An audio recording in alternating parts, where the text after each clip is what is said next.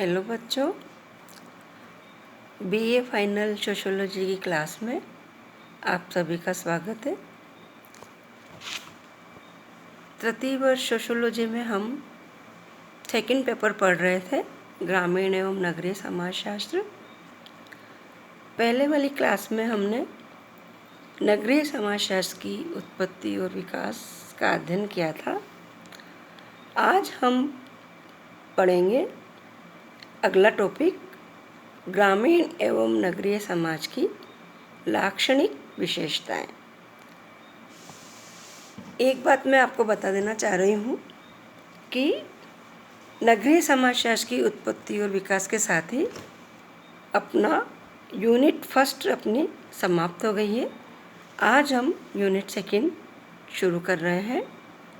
इसमें पहला टॉपिक है ग्रामीण एवं नगरीय समाज की लाक्षणिक विशेषताएं। इसके अंदर हम आज पढ़ेंगे ग्रामीण समाज की लाक्षणिक विशेषताएं। तो आइए बच्चों, अपन चर्चा करते हैं ग्रामीण समाज की लाक्षणिक विशेषताओं के बारे में। वैसे यदि देखा जाए तो समाज को दो भागों में बांटा गया है, ग्रामीण और नगरीय। प्रत्येक मनुष्य इन दोनों में से ही किसी भी एक प्रकार के समाज में निवास करता है, चाहे वो ग्रामीण समाज में निवास करता हो, चाहे वो नगरीय समाज में निवास करता हो। गांव और नगर मानव जीवन के दो पहलू हैं। गांव का प्रकृति से प्रत्यक्ष और निकट संपर्क होता है, यानी गांव में लोगों का, ग्रामीण समाज के लोगों का प्रकृति से प्रत्यक्ष और निकट संपर्क होता है या पाया जाता है, जबकि नगरों में कृत्रिमता की प्रधानता अधिक होती है। कृत्रिमता यानी दिखावे की, है ना। प्रकृति से संबंध कैसे पाया जाता है? क्योंकि गाँव के लोग कृषि कार्य अधिक करते हैं और कृषि से ही अपनी आवश्यकताओं की पूर्ति करते हैं, है ना। प्राकृतिक संसाधनों के से ज़्यादा करीब होते हैं, जुड़े हुए होते हैं और उसी से अपनी आवश्यकताओं की पूर्ति करते हैं। जबकि नगरीय समाज के लोग कृषि के अलावा भी अनेक कार्यों में, अनेक व्यवसायों में लिप्त होते हैं, है ना। जहाँ मनुष्य और प्रकृति के बीच निकटता है, प्रत्यक्ष संबंध है, गहनता है, वह स्थान गांव कहा जाता है। और जहाँ इन दोनों के बीच संबंध अप्रत्यक्ष है, क्षीण है, यह स्थिति नगरीय की स्थिति होती है। गांवों और शहरों या नगरों के पर्यावरण में भी बहुत अंतर पाया जाता है। यह पर्यावरण संबंधी अंतर ही दो भिन्न प्रकार के समाज और सामाजिक जीवन को जन्म देता है। ग्रामीण समाज और नगरीय समाज की लाक्षणिक विशेषताओं को समझने के लिए हम सबसे पहले ये समझते हैं, मैं आपको ये बताती हूँ कि गांव क्या है, गांव किसे कहते हैं। गांव की परिभाषा देना वैसे बहुत ही कठिन कार्य है, लेकिन फिर भी बहुत से विद्वानों ने विभिन्न आधारों पर गांव की परिभाषाएं दी है।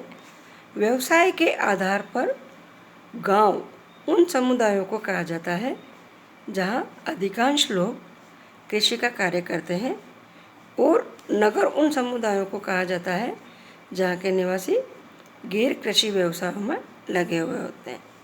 समाजशास्त्रीय दृष्टि से यदि देखें तो गांव ऐसा क्षेत्र है जहां प्राथमिक संबंध है, हम की भावना है तथा सामुदायिक भावना पाई जाती हो।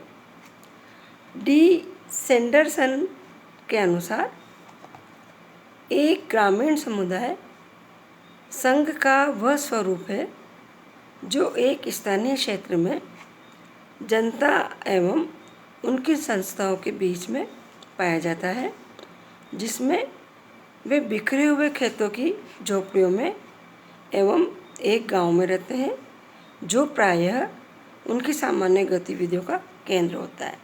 यानी सैंडरसन क्या कहते हैं कि ग्रामीण समुदाय एक ऐसा समुदाय है जो कि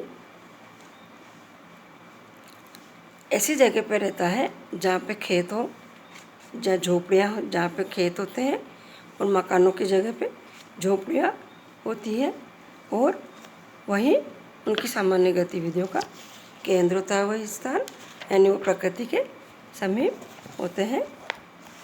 एनसाइक्लोपीडिया ऑफ सोशल साइंसेज के अनुसार एक एकाकी परिवार से बड़ा संबंधित व असंबंधित लोगों का समूह जो एक बड़े मकान अथवा निवास के अनेक स्थानों पर रहता हो, घनिष्ठ संबंधों से जुड़ा हुआ हो तथा कृषि योग्य भूमि पर मूल रूप से संयुक्त रूप से कृषि करता हो, गांव कहलाता है।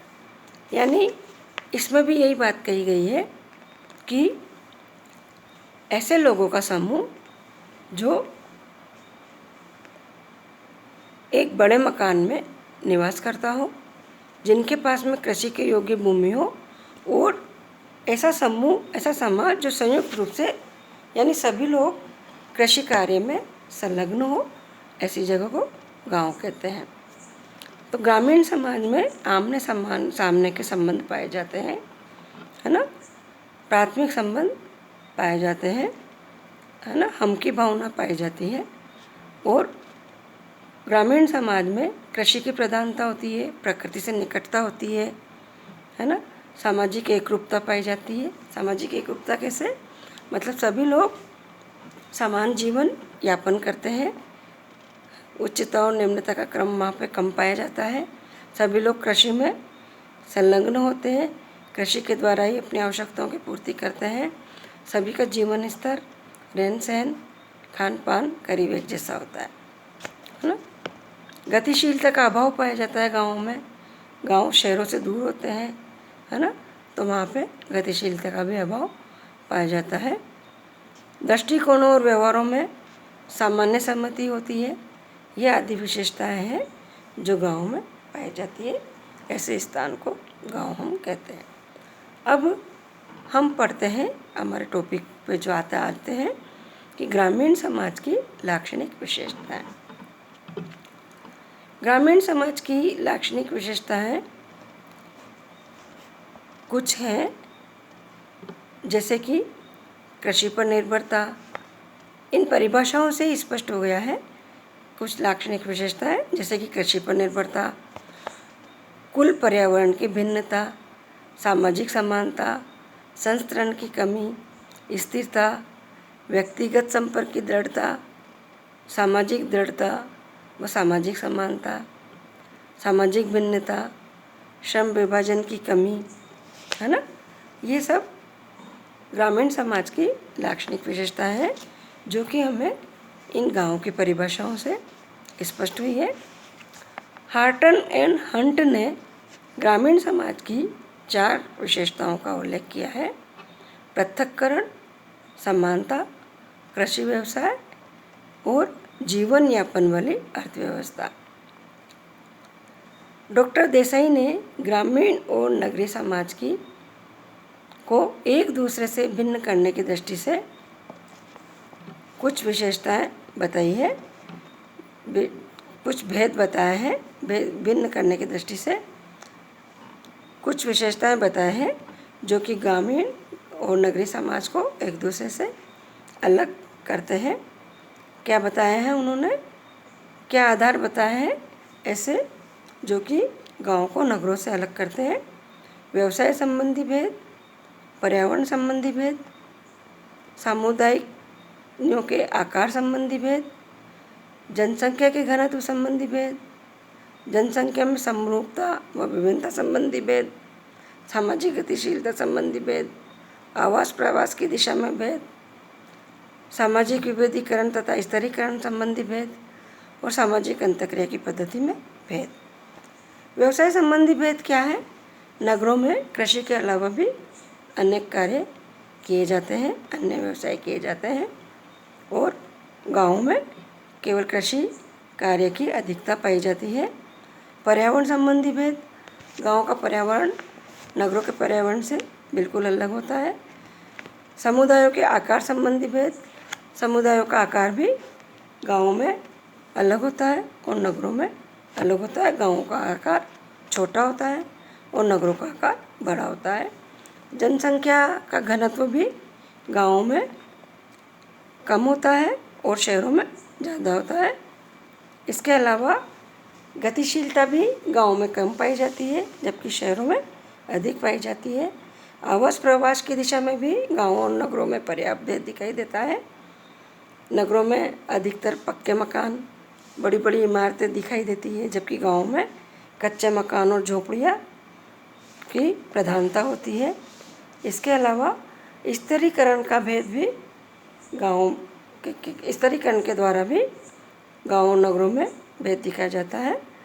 नगरों में स्तरीकरण बहुत अधिक पाया जाता है जबकि गाँव में स्तरीकरण कम पाया जाता है।